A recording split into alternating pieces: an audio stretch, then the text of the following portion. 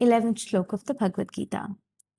Ayaneshu cha sarveshu yatha bhavameva sthitaah भीष्ममेवाभिरक्षन्तु भवन्तः सर्व एव हि.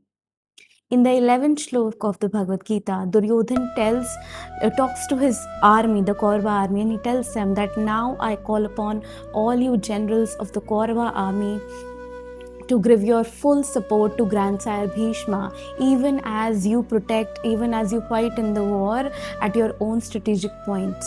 Basically, Duryodhan is telling his army to give full support to to Bhishma Pitama because of that boon that he has, that he can choose the time of his death.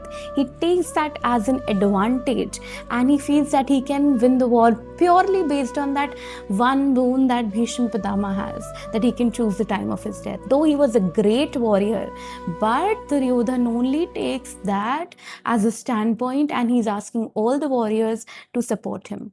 This shows his anxiety, this shows his fear, this shows his lack of confidence. You cannot win a war based on just one boon. It has to be a collective effort and it has to have a goal that is good for all. And since Sri Krishna, who is standing with Dharma in the opposite army of the Pandavas, he can definitely not win the war. He's so much obsessed with all the material things, with all the earthly power, that he cannot see that divine power is standing against him.